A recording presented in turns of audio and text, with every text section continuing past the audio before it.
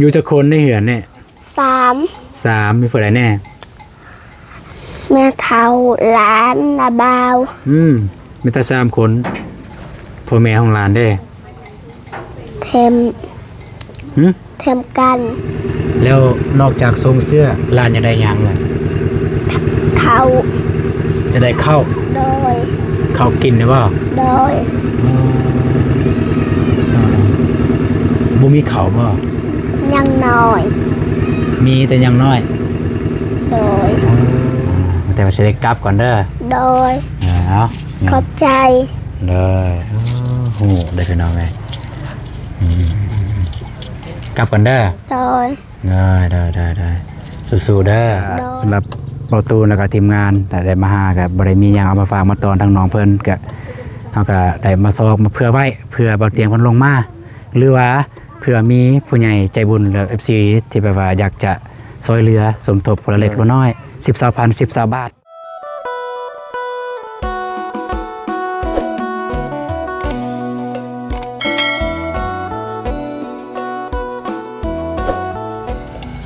เป็นยังไงมาเปิดภาพอยู่บ้านปลายและบ้านปลายเมืองท่าแตงแขวงเซกองเป็นเนาะก็เดินทางมากับทีมงานเบานุ่งเบาเจ็บแล้วก็เบาแอฮะเบาวังสแนลเบาวังโอ้เบาวังซองใหม่ป่ะแม่นเจอเบาวังสแนลเป็นไรเบาแอคนบ้านนอกเบาแอคนบ้านนอกผ่านแล้วว่าซองผ่านแล้วโอ้นี่เดนำเนี่ยผ่านแล้วป่ะยังกำลังเริ่มต้นพอดีทางเบานงเป็นบอกทีมงานเบาเจ็บเบาตูนบอกว่ามีเคสใหม่อยู่บ้านปลายเป็นว่าแต่ว่ามีทางเบาแอเป็นว่าเห็นเบาแอพามาเป็นว่าวันนี้ก็สิถามทางเบาแอคร่าวๆว่าที่กับครัวที่พามาหานี่เป็นจังไดก็เป็นครอบครัวที่ว่าพวกญาติในบ้านนี่เนาะแล้วก็เด็กน้อยมันขาดความอบอุ่นจากพ่อแม่ปะห่างกันพี่น้องแล้วก็พ่อกับไปเอาเมียใหม่แม่กับไปเอาพ่อใหม่กับป้าแต่เด็กน้อยอยู่กับยาย2 คนคนนึงนะจะคนเด็กน้อยผู้เดียวอยู่กับยายแต่2 คนปัจจุบันนี้2 คนแล้วก็มีบ่าวคนนึง3 คนมี3 คนเนาะก็คือพ่อกับแม่เนี่ยปะกันแม่เนี่ยไปเอาผัวใหม่พ่อไปเอาเมียใหม่อยู่บ้านเดียวว่าไปบ้านทางอื่นผู้แม่หันอยู่บ้านเดียวแต่ว่าพ่อหันแม่นไปทางอื่นก็เพิ่นยังได้เลี้ยงดูว่าแล้วว่าปะเลยบ่ได้ไปอยู่แม่บ่ว่าไปบ่ก็ไปลินไปลินซื่อแต่ว่าเลี้ยงดูบ่ได้เลี้ยงเนาะบ่มีแต่ว่าไปลินเวลาคิดฮอดแม่ก็ไปหาแม่แต่ว่าจะมานอนอยู่นี่ก็นอนอยู่แต่ว่าอยู่ตัวอย่างว่านอนหัน2 วันแล้วก็มานอนรักในบ้านรักมันอยู่นี่นะมากินอยู่นี่เป็นจังซั่นประจำบ่ก็ถามอยู่บ่อยากไปอยู่นำพ่อบ่อยากไปอยู่นำแม่บ่อยากไปอยู่เพิ่นว่าแต่ว่าอีต้นย้ายเพิ่นว่าโอ้แสดงว่าบ่เอเนี่ยเคยมาเนาะเคยมาถ่ายมาอัปเดตแล้วชีวิตการอยู่เป็นอะไรข่าวๆการเกินว่าอาชีพเฮ็ดเป็นเฮ็ดหยังแน่ชีวิตการเป็นอยู่นี่เพิ่นว่าอาชีพนี่มันเพิ่นบ่ได้เฮ็ดหยังแต่ว่ามันบ่มีดินนะบ่มีดินดอนแต่ว่าบ้านที่เห็นหรือว่าเฮือนที่เห็นก็พี่น้องเพิ่นช่วยเฮ็ดให้เฮือนหลังนี้ได้แม่นพี่น้องแล้วก็ไทบ้านเพิ่นได้ก็บ่ก็ฮู้แต่ซ้ำนั่นก็แล้วน้องเพิ่นว่าชื่อว่าจังได๋น้องเพิ่นบ่อายบ่เขาน้องคันสิอายแน่คนขี้อายเนาะคนขี้อายเนาะตอนนี้น้องเพิ่นอยู่เฮือนแล้วเนาะอยู่กับเทิงเฮือนอยู่กับไผกับยายเพิ่นโอเคพี่น้องไม่ได้ว่าสิขึ้นไปหาทางน้องเพิ่นเลยสิไปรายละเอียดเป็นจังไดก็สิไปถามตื่มพี่น้องเนาะทางบ่าวแอเพิ่นก็เว้าคร่าวๆแล้วข้อมูลประมาณว่าก็ครอบครัวทุกข์ยากพ่อแม่ปะห่างกันแล้วก็หลานอยู่นำยาย2 คนแล้วก็มีผู้นึงอีก3บ่นี่เป็นละ3กับนาบ่าวพุ่นนาบ่าว3 คน ซึ่งครอบครัวก็ค่อนข้างทุกข์ยากแฮงเพราะว่าบ่มีที่เฮ็ดที่สร้างประมาณนั้นเนาะแม่นบ่แม่นโอเคมันแต่จักซั่นแล้วสิขึ้นไปหาทางน้องเพิ่น สิถ่ายอยู่นี่บ่หรือว่าขึ้นนํกัน ว่าสิเข้าไปหาในบ้านเพิ่น โอ้ไปหาพ่อบ้าน ที่มีเฮ็ดใหม่นะ โอ้ดีคือกันไปผ่านพ่อบ้านอืม แล้วก็เอาผ่านเลยว่ามันแม่นแท้บ่ ได้ เข้าไปหาในบ้านน้ำตื้มพี่น้องเอ้ยเนาะ โอเค เขาก็ถ่ายคลิปอยู่แล้วนะไป ได้บ่เจ็บก็สิไปนำไม้นงบ่ล่ะสิอยู่นี่ อยู่นี่ อยู่นี่เนาะโอเคไปซั่น โอเค มีแต่บ่เจ็บกับบ่ตูนก็สิขึ้นไปหาน้องเพิ่นซั่น ไปบ่แอครับ อืม บ่น้องก็สิไปพุ่นแล้ว เด้อ ไปหาพ่อใหญ่บ้าน ได้ก็สิขึ้นไปถามรายละเอียดเติมเป็นจังใดแล้วก็มีหยังแหน่ที่เพิ่น ขาดเรือ ขาดเหลือและต้องการที่สุดก็จะได้ถามพี่น้องไปหูน้ำกันเลยพี่น้องไปเลย มาขอบใจหลายๆเบามิกเลยเบามิกคนจับเกาะพี่น้องเลย ไปเบาเจ็บ ทางเลย เอาพี่น้องไปก่อนสิขึ้นไปหาน้องเพิ่นกับบตูนกับสีท้ายทางเฮือนเพิ่นก่อนเฮือนกันน่าจะประมาณนี้พี่น้องเฮือนซานบ้านซองกับค่อนข้างสังกะสีอยากดีแน่แล้วพี่น้องก็อยากดีแน่แต่ว่าเฮือนครัวเนี่ยมันจะคุแล้วเฮือนกับบ่ได้ใหญ่ประมาณ5 คูณ 4เฮือนใน5 คูณ 4บ่ได้ใหญ่น้อยเดียว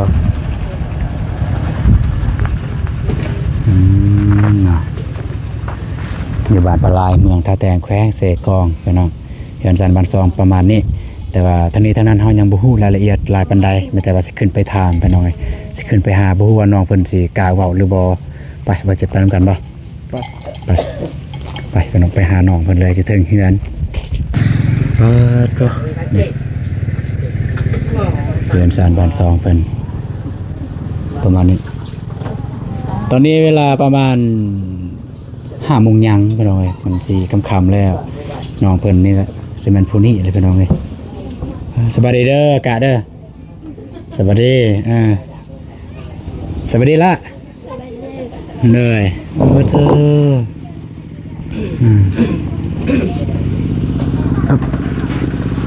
อยากมืดในจากไหนละไปอยู่เบื้องนั้นก็ได้ป่ะยอดแหละเนาะ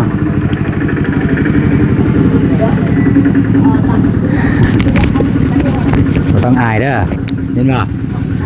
ใส่เนี่ยใส่หนีบแม่นไปอ้าวน่ะกินยังน่ะ แจว กินแจวโอ้เจ้ากินแจวข้าวนาเดียวติดก้นสำเขาล่าไม่ซื้อว่าจากไหนล่ะ คัน ซื้อขันป่ะ โดย อันอยู่จากปีแหละ 6 ปียังเหียนป่ะ โดย ฮะ โดย เหียนห้องไหนล่ะ ของปหนึ่ง ป.1 โดย โอ้ห้องป.1เขียนซื้อเจ้าของได้แล้วป่ะเขียนซื้อเจ้าเองได้ป่ะ ได้ แนวไหนเขียนมียังแหน่มียังแหน่ นอนนก นกซื้อคันเด้มียังแหน่ล่ะ ขอไข่ ขอไข่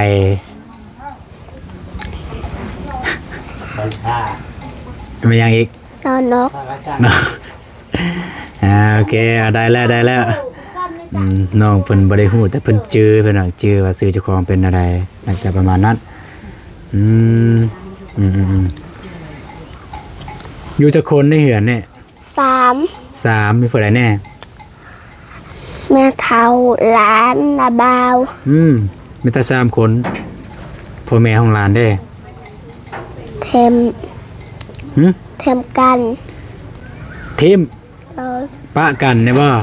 โดย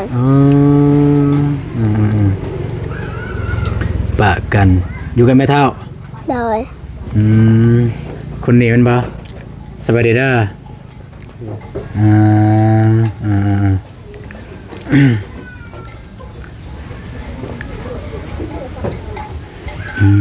นะ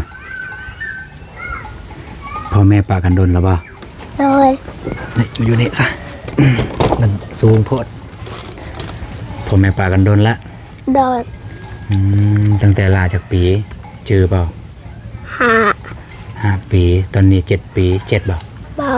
ตอนนี้6 โดย โอ้หากระปากันใหม่ๆพอไปทางใดพอ ไปทางเทิง ไปทางเทิง พอไปเอาเมียใหม่ป่ะ โดย แม่เด้ เปียวผัวไหม แม่ก็เอาผัวใหม่ป้าหลาอยู่กับยาย โดย อยู่เฮือนเนี่ยเฮ็ดหยังแน่อยู่เฮือนน่ะอยู่เฮือนเนี่ยลาเฮ็ดเวียกหยัง ตักน้ ไม่แต่ตักน้ำบ่ ำโดย ยายเด้เพิ่นเฮ็ดหยังยาย ให้ของเก่น อ๋อก็หมายคือ เฮ็ดเวียกหยังไปเฮ็ดเวียกหยังจึงได้เข้า ไปหับจาก รับจ้างยายรับจ้างบ่ บอ ไผรับจ้าง สุกดา ผู้ใดสุขดานาบาวบ่ โดย จักปีเลยนาบาว 16 อ๋อนาบาว16 ปีนาบาวไปรับจ้างรับจ้างเนี่ยมันซื้อหยัง สุกดา บ่รับจ้างน่ะได้เงินแล้วเนี่ยซื้อหยังบ่รับจ้างแต่ละเทื่อเนี่ยซื้ออีหยังมา บอฮู เข้าเนี่ยซื้อบ่แล้วว่ามีของพวกหลานเอง เขาซื้อ ซื้อเนาะซื้อ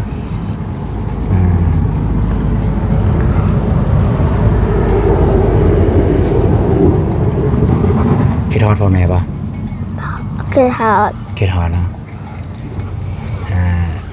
อีล่าคิดฮอดภายหลายที่สุดระหว่างพ่อกับแม่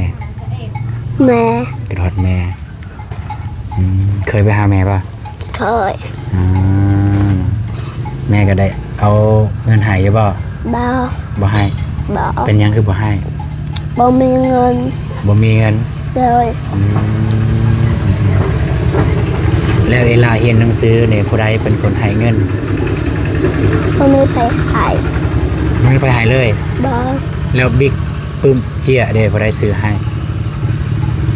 หญ้า ญาหรือว่าแม่เฒ่า แม่เฒ่า อ๋อแม่เฒ่ามันเป็นแม่ของแม่บ่หรือว่าเป็นแม่ของพ่อ เป็นแม่ของแม่ล้าน อ๋อแม่นแหละแม่เฒ่าเด้อเอิ้นแม่เฒ่าเด้อ โดย กันเป็นแม่ของหลานเอิ้นแม่เฒ่าเด้อ โดย เพิ่นเอาเงินให้ไปโรงเรียนเนาะ โดย ไปซื้อปืมซอ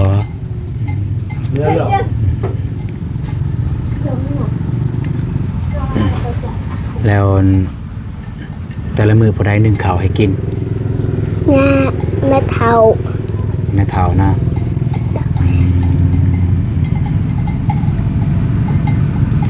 พ่อเนี่ยบ่เคยมาหาเลยป่ะ บอ ชื่อนาพลอยป่ะ บอ ว่าชื่อบ่ชื่อนาพ่อ บอ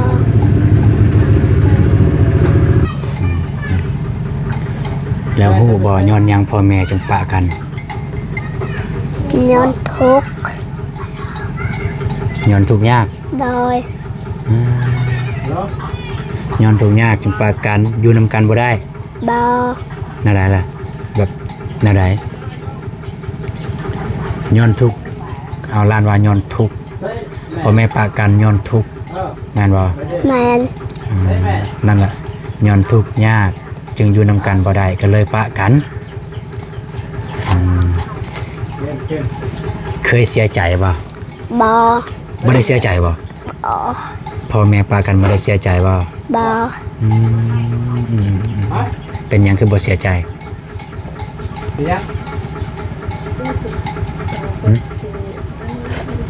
เป็นหยังคือบ่เสียใจ บอคิดถึง บ่ได้คิดฮอดบ่เขาใส่ว่าคิดฮอดแม่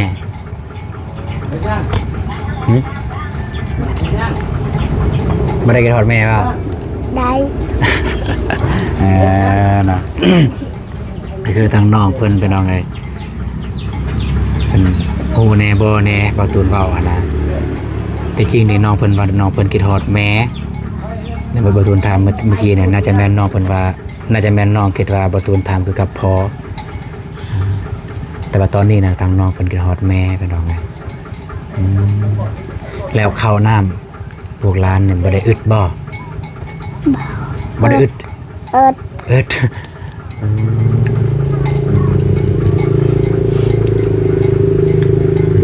ข้าวเนี่ยเขาซื้อแม่นว่า แมน ตามที่น้องเพิ่นเว้าแม่นเขาเนี่ยมันนาบาวเพิ่นนาบาวเนี่ยมันนาบาวไปรับจ้างแล้วก็ซื้อข้าวนั่นนั่นบ่ โดย อยู่เฮือนอยู่ซานเนี่ยร้านอยู่เฮือนอยู่ซานร้านก็เฮ็ดเวียกอยู่บ่ เฮ็ด เฮ็ดหยังแน่อยู่เฮือน ตักน้ ตักน้ำอยู่ไสน้ำของน้องเองบ่ ำอยู่ในประดาน อ๋อมีน้ำบาดาลน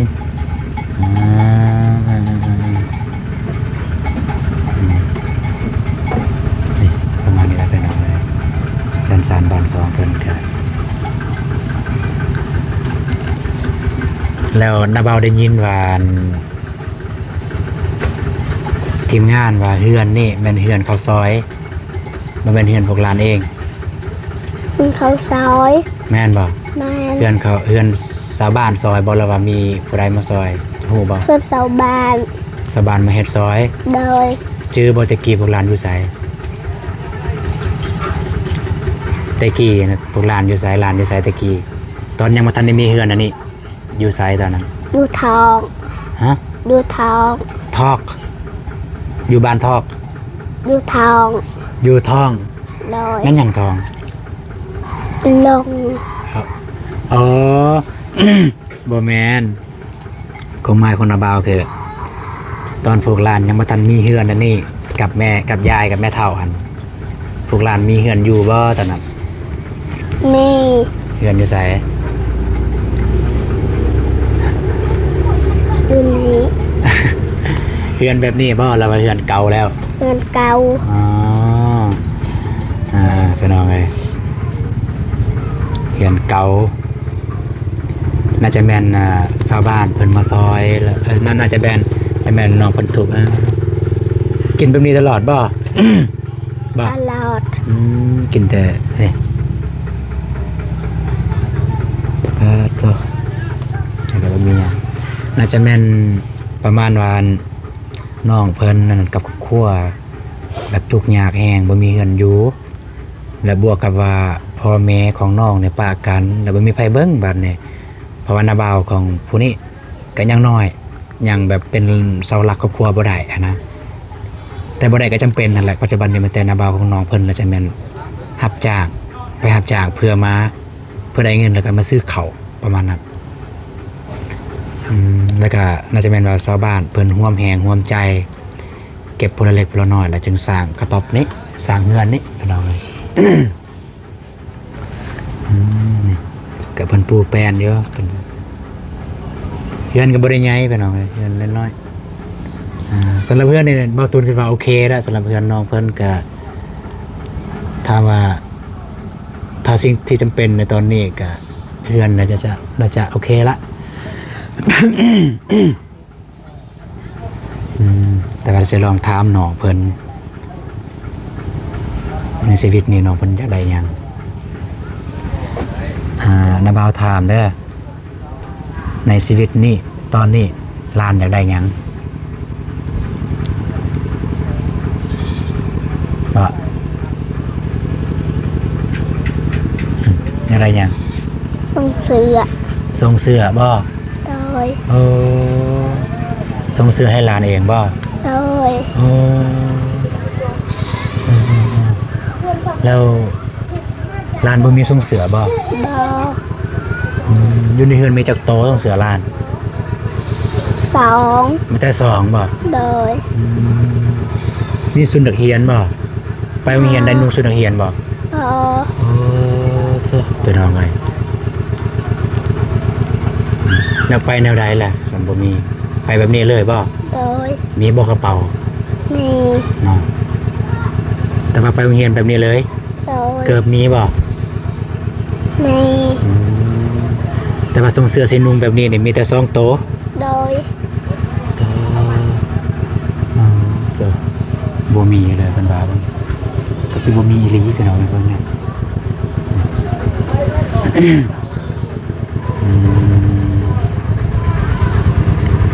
จะได้ส่งเสื้อเนาะ โดย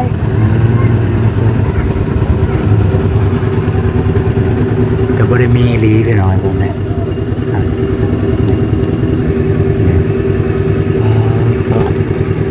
ลานเป็นว่าเป็นอยู่ในทรงเสื้อพี่น้องเลยจนประตูนจนซึ้งเลย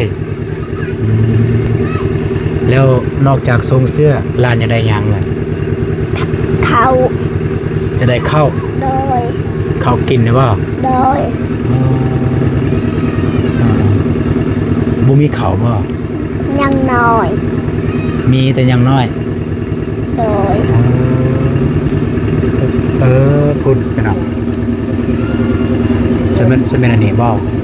แม่นบ่สอบเข้าบ่เนี่ย หนึ่ง ฮะ เขา แม่นบอกนั่นแหละเป็นเอาไงเบิดในเฮือนในมีจักซอบเขา หนึ่ง ไม่แต่ซอบเดียวหันบ่ โดย ตามที่นาบาวฮู้เนี่ยตามที่นาบาวฮู้ว่าจากทีมงานเพิ่นว่าอยู่เฮือนล้านเนี่ยบ่ได้เฮ็ดหยังเลยแบบว่า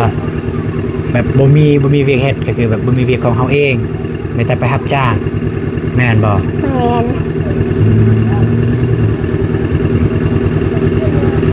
ซึ่งคนรับจ้างนั่นเป็นอะไรคนรับจ้างนั่นก็ไม่แต่นาบาวยายได้ไปรับจ้างบ่ เบา เพิ่นบ่ได้ไป ไป บ่ได้ไป ไป ไปบ่ โดย อ๋อบ่ได้ยินคักเป็นอะไรร้านยายก็ไปเนาะ โดย ไปรับจ้างเนี่ยไปเฮ็ดหยังแน่เนาะรับจ้างอยู่นี่เพิ่นเฮ็ดอีหยังรับจ้าง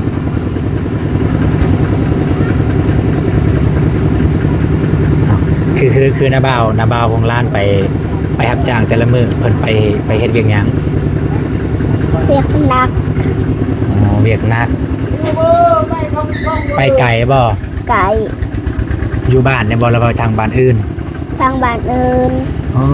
ตอนนี้นาบาวอยู่เฮือนบ่หรือว่าเราไปบ้านอื่น หยุดเฮือน น้องเพิ่นบ่เป็นไปน้องไงน้องเพิ่นบ่ฮู้สิเว้าแต่จากการเบาตูนอาศัยประสบการณ์เนาะเคสนี้ถ้าคนใดรับจ้างเคสนี้ถ้าคนใดอาศัยได้รับจ้างแล้วก็บ่มีเวียกของตัวเองก็คือบ่มีดินดอนแม่นส่วนหลายเพิ่นจะกรีดยางเคสนี้กรีดยางบ่จังซี่รับจ้างลูกมันบ่นาบ้าของร้านเคยไปกรีดยางบ่ เคย นั่นตามบางตุนบอกนะไปกรีดยางอาศัยแต่กรีดยางอาศัยแต่นาบาวของอาศัยแต่นาบาวของน้องคันเป็นน้องเลยอายุ16 ปีเลยเป็นน้องเป็นเสาหลักครอบครัวเลย แต่ว่าน้องเพิ่นบ่มาถ้าน้องเพิ่นมาเนี่ยจะได้เข้ากองเลยเป็นน้อง เดี๋ยวถ้าโอกาสหน้าถ้ามีเวลาถ้ามีโอกาสบอตูนสิถ้าบอตูนได้มาแล้วก็เห็นนาบาวของน้องเพิ่นจะให้เข้ากองจะได้ถามเลยแต่ว่าทางน้องเพิ่นก็บ่เว้าภาษาลาวแบบบ่อยากได้ปานใดทางแม่เฒ่าเมื่อกี้ก็เว้าบ่เป็นแม่เฒ่าก็ย้ายไปอยู่พุ่นเลยสู้ๆเด้อ โดย ชื่อบ่จะได้หยังแน่เมื่อกี้นี่ ส่งเสื้อ ส่งเสื้อ เขา หมดบ่ ยัง ยังอีก เกิบ บ่เลยเกิบจะได้ยังอีก เสื้อนักเรียน ส่งเสื้อนักเรียน โดย อ๋อ4อย่างไปหน่อยที่จังใดนี่เฉพาะแต่ล้านบ่หรือว่าอยากให้แม่เฒ่าอีก เท้าเอง กับแม่เฒ่านำบ่ โดย แม่เฒ่าบ่มีเครื่องบ่ บอ พี่น้องเอ้ยน้องเพิ่นอยากได้ทรงเสื้อพี่น้องทรงเสื้อน้องเพิ่นอยากใส่แหวกอยู่เฮือนแล้วก็ทรงนักเรียนทรงเสื้อนักเรียนก็คือสิ้นนักเรียนแล้วก็เสื้อนักเรียนแล้วก็เกิบน้องเพิ่นว่าอยากได้โอเคสั่นก็แต่ว่าถ้ านาบ่าวได้มีเงินนาบ่าวซื้อให้เด้อจะเอาสิซื้อมาให้เด้อ โดย แล้วถ้ามีมีผู้ใหญ่บ่แล้วว่ามี FC เพิ่นเบิ่งคลิปล้านเด้อแล้วเพิ่นอยากซอยถ้าสมมุติว่าเพิ่นให้นาบ่าวเป็นสะพานบุญนาบ่าวก็สิมาหาเด้อ โด สิ ย ซื้อตามที่ร้านอยากได้เด้อ โดย เนาะใส่ลงลูกเบิ่งเผื่อว่ามีแหละนาบ่าวซื้อถึกลองลุกขึ้นบ้างประมาณนี้เป็นน้องอายุสำนี้โอเคเอานั่ง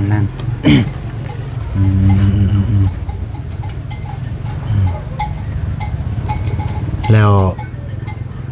แมลงเนี่ยสิกินหยังแมลงเนี่ย แจว กินแจวละโอเคสันก็สิได้กลับก่อนเด้อ โดย เห็นบ่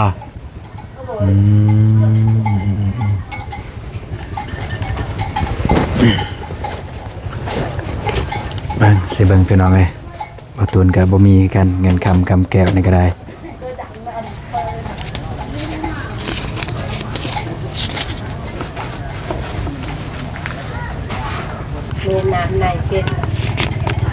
น้าบ่าวก็บ่มีเงินเด้อ โดย ก็น้าบ่าวก็มีแต่สำนี้มีแต่ว่าสิให้ล้านซื้อหยังก็ได้เด้ออยู่เฮือนเด้อ โด ซื้อย เกลือผงนัวก็ได้น่าจะบ่พอเราเกลือผงนัวก็ซื้อแนวที่จำเป็นน้าบ่าวก็บ่มีคือกันเด้อ โดย เห็นบ่แต่ว่าสิได้กลับก่อนเด้อ โดย เอา ขอบใจ เด้อโอ้โหได้พี่น้องไงกลับก่อนเด้อ โดย ได้สู้ๆเด้อ โดย กันนาบ่าวลงเมื่อเนี่ยร้านสิเฮ็ดหยังนี่สิเฮ็ดเวียกหยัง เอากระตุกเดือ เอาตุกน้ำ โด สิ ย ไปตักน้ำบ่ โดย โอเคเอามาแต่ร้านไปตักน้ำเด้อ โดย ไปนาบ่าวกลับก่อนเด้อเงินในการร้านเก็บเมียนมาได้ก็ให้แม่เฒ่าเมียนให้เด้อแล้วก็เพื่อร้านอยากไปโรงเรียนก็เพื่อได้ซื้อขนมกินเด้อกลับก่อนไปโอเคไปเนาะเจ้าไปจะได้ไปหาพ่อบ้าน อันนี้ได้ซองกับคั่วเพิ่น สองครัวเนาะ โดย ไปหาใน เอา บ้าน บ่มี เลย มันเองจับไว้เงินหนึ่ง แต่กับคั่วนี่ก็แม่นแท้เพิ่นว่านะแต่ครับเบานุ่งบ่ได้ถ่ายคลิปเนาะเขาให้ในบ้านเพิ่นมานึงเพราะว่า กับครัวหลังนี้กับหลังใด ลังสุดพุ่นเพิ่นว่า อ๋อ แต่ว่าลังสุดหันกะกำพ้อยกันนั่นน่ะพ่อแม่ตายหมดบ่เพิ่นกำพ้อยเนาะถ้าตายหมดแม่นบ่คำผ้านี่พ่อแม่ยัง อืม คือนี่กับผ้านี่ยังแต่ว่าสร้างครอบครัวใหม่หมดเด้พ่อแม่นี่อยู่นำยายตัวนี้ แต่ตัวนั้นกับพ้อยแต่อยู่นำพ่อเฒ่าหรือว่านั่นแหละแต่ว่าพ่อแม่ตายเด้อันนั้นแต่ว่าสองครอบครัวนี่เนาะแต่อยู่หันบ่ทันเข้าไปเบิ่ง อืม ว่าเพื่อนสร้างเป็นจังได๋นะแล้วก็เพิ่น แล้วก็เมื่อนี่ก็แวะไปเบิ่งนะ เพิ่นให้สัมภาษณ์บ่เฮาก็บ่ฮู้ตอนนั้นแต่นี่จังได๋น้องเพิ่น อันนี้ก็หดหูคือกันพ่อแม่ปากันแล้วก็ปะอยู่กับกันยายแล้วก็กับน้าบ่าวก็ยังน้อย ยังน้อยบ่ ยังน้อย ใช่น่ะบ่ อายุ16 ปีแต่ว่ายังน้อยได้สำนั้นนะแต่ว่าเป็นเสาหลักครอบครัวหาเงินรับจ้างเพื่อมา อยู่กัน แมนหาเงินรับจ้างเพื่อมาซื้อข้าวเพื่อมาจุนเจือทางยายกับหลานน้อยฮั่นแล้วก็ทางหลานน้อยฮั่นบ่ตูนก็แอบถามแม่นหยังที่หลานรู้สึกว่าหลานอยากได้ที่สุดการเลือกที่สุดของหลานอยากได้ทรงเสื้อ บ่มีบ่ แม่นบ่มีแล้วก็เกือบทรงเสื้ออยู่เฮือนแล้วก็ทรงเสื้อไปโรงเรียน บ่ได้เรียนบ่ เฮียนแต่บ่มีทรงเสื้อในเฮียนบ่มีเห็นว่า ทางร้านหน่อยเพิ่นแล้วก็จังได้เข้ากับบ่วิดเข้าอยู่ใส่กันแต่เข้านั่นแหละ ตัวนี้ทางนี้แห่งเศรษฐกิจบ่ได้ท่านบ้านปลาลายมีแต่อันหยังสวนก็มีสวนเลยเนาะ เด้อนี่อยู่ แต่ว่าอย่างพระราเวียดก็ของบริษัทนี่เด็กน้อยเฮ็ดบ่ได้ติ แต่ไม่ได้มีแต่น้าบ่าวมันแหละเนาะ มาแต่นาบ่าวโอเคพี่น้อยมายืนนี่ติ ได้ได้ โอ้ น้ำผ้าเนาะ น้ำผ้ามาแล้วยืนหลีเนาะ ก็ตามที่ทางเบาแอร์เพิ่นเว้าอันแหละเบิดแล้วบ่เนี่ยมีแต่ครอบครัวเดียวเนี่ยบ่ ก็ตามที่ไปอันนั้นก็ยังอีกครบ โดย นี่ก็ผู้หนึงเนาะโอเคพี่น้องเนาะก็สำหรับเบาตูนแล้วก็ทีมงานแต่ได้มาหาก็บ่ได้มีหยังเอามาฝากมาตอนทางน้องเพิ่นก็เฮาก็ได้มาซอกมาเผื่อไว้เผื่อเบาเตียงเพิ่นลงมาหรือว่าเผื่อมีผู้ใหญ่ใจบุญหรือ FC ที่แบบว่าอยากจะช่วยเหลือสมทบคนละเล็กคนละน้อย10,000 10,000 บาทก็ทางทีมงานเฮาก็ยินดีที่จะเป็นสะพานบุญบ่ว่าแต่ติดต่อหาผู้ใดก็ตามแต่ก็ได้หมดพี่น้องเนาะก็บ่ได้ฝากเด้อทางน้องน้อยเพิ่นว่าเพิ่นจะได้ส่งกับเสื้อนักเรียนสุดธรรมดาเกิบแล้วก็ข้าวซอบนึงเพิ่นว่าอยากได้ มันบ่มีหยังก็เลยซื้อให้น้องเพิ่น โดย มาเอากันนะ แม่มาเอาการหน้าถ้า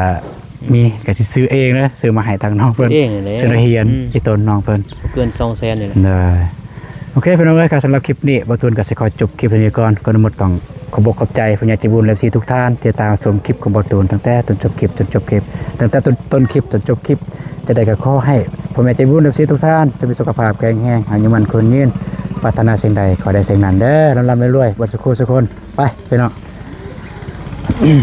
ต่อเลย